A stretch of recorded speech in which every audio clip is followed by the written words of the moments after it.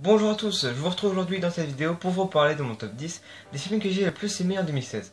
Mais avant de commencer, je dois vous préciser quelques petites choses. La première, c'est que ce top va être totalement subjectif, donc il ne concerne que mon avis personnel. Et deuxième chose, cette année je n'ai vu que 51 films, donc il y a peut-être de très bons films que je n'ai pas vus, tels que Mademoiselle ou The Stranger.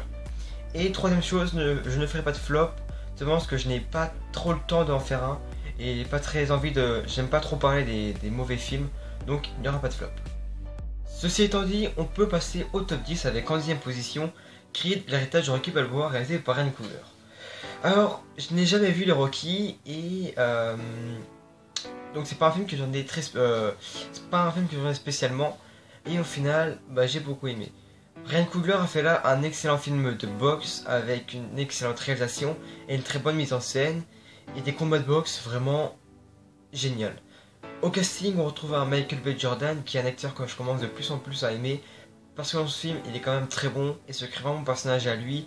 N'essaie pas de copier d'autres personnages dans d'autres films de boxe. Et on a un second rôle, un Sylvester Stallone toujours en forme, toujours très bon, même s'il commence vraiment à se faire vieux. Donc le film Creed est un excellent film, même si objectivement c'est pas l'un des meilleurs de cette année.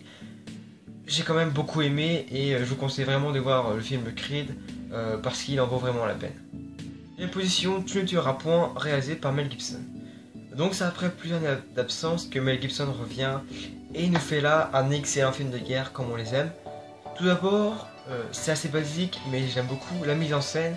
En fait, le film est coupé en deux parties. La première raconte la jeunesse et la romance du personnage, donc Desmond Doss avec sa femme. Et la deuxième partie nous montre vraiment bien la bataille d'Okinawa.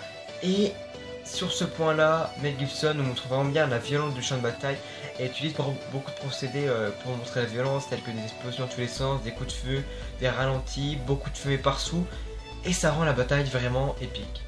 Avec ça, on a un excellent casting avec Andrew Garfield dans le rôle principal, dans le rôle de Desmond Doss, qui est juste excellent. Je pense qu'il a là son meilleur rôle parce qu'il est vraiment très très bon. Mais aussi Hugo Weaving qui est lui aussi très bon. Donc, Tu ne tueras point est un excellent film de guerre que je vous recommande vraiment. Et je pense que c'est l'un des meilleurs films de cette année objectivement parce qu'il est vraiment excellent. En 8ème position, Les Animaux Fantastiques de David Yates. C'est l'un des films que j'attendais le plus de cette fin d'année et au final je n'ai vraiment pas été déçu. On sent que David Yates a voulu essayer de changer de réalisation pour vraiment qu'elle soit propre à cette nouvelle saga des Animaux Fantastiques. Sinon, le film a plutôt une bonne réalisation, mais le film a un défaut, c'est vraiment son scénario, parce que en fait le film déjà il va intégrer cette nouvel univers, ces nouveaux personnages.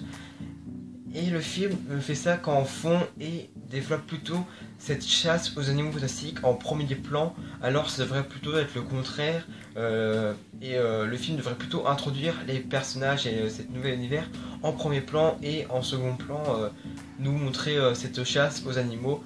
C'est un peu le défaut, mais je pense que ça sera réglé dans les prochaines opus de la saga.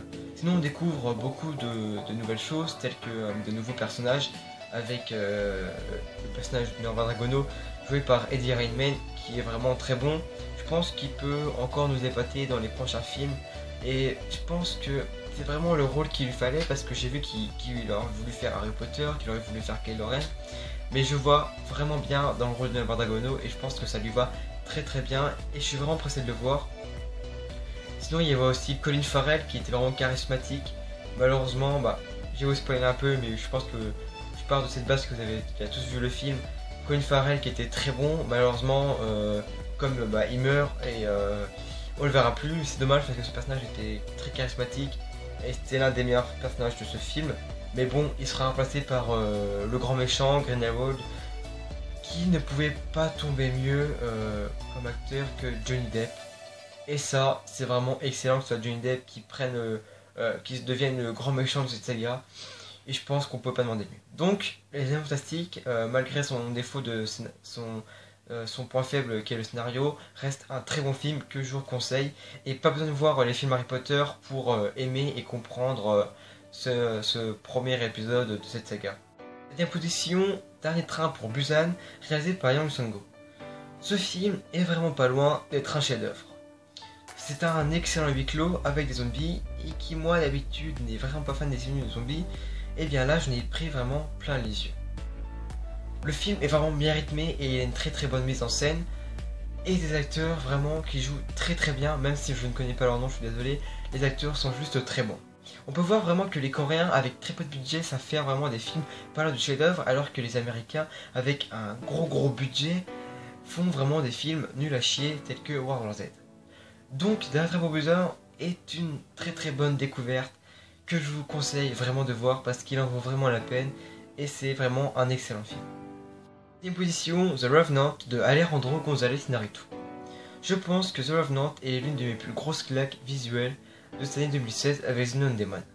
La photographie est juste magnifique, les paysages sont splendides et je pense que Iñárritu est vraiment excellent dans ce domaine. Il sait vraiment très bien filmer, savoir faire de beaux plans, je veux dire de très beaux paysages, et ce qui fait la grande force du film. Avec un scénario qui est quand même plutôt bon et un casting vraiment intéressant, DiCaprio est juste excellent dans son rôle, et Tom Hardy en méchant, c'est super. Mais malheureusement le film a un gros défaut, c'est ses longueurs, car il a 2 à 3 longueurs. Donc si vous n'arrivez pas à entrer dans le film dès les premières minutes, je pense que vous pourrez vous ennuyer pendant ces longueurs. Mais le film reste quand même très bon et pas loin du chef-d'œuvre. Donc c'est un film que je vous conseille vraiment de voir parce que c'est magnifique. En 5ème position, Five, réalisé par Igor Gottesman. C'est l'une des meilleures comédies françaises que j'ai vues de ma vie. Il y a pas mal d'humour, des fois c'est trash, il y a de l'émotion, de l'amitié et une très bonne chute de fin.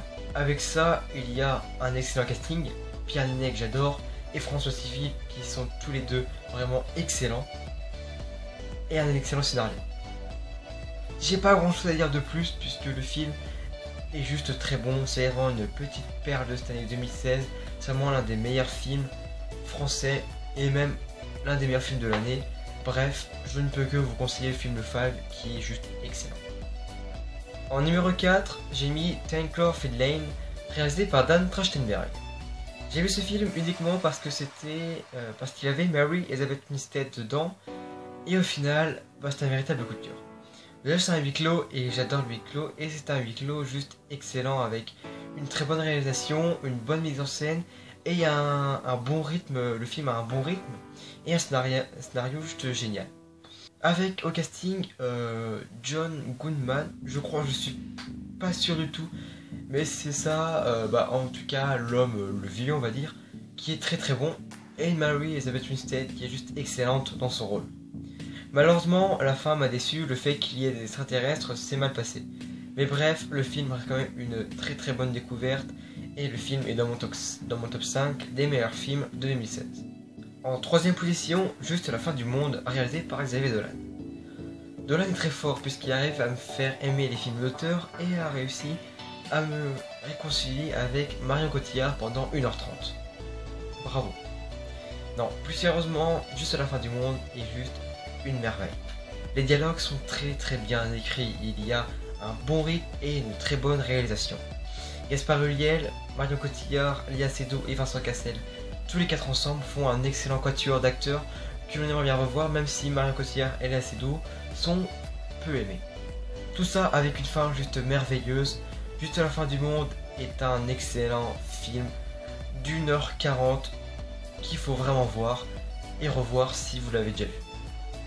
En 2ème position, Rogue One Star Wars Story, réalisé par Gareth Edwards. On voulait tous un film de guerre de l'univers Star Wars, et on a enfin un vrai film de guerre comme on les aime.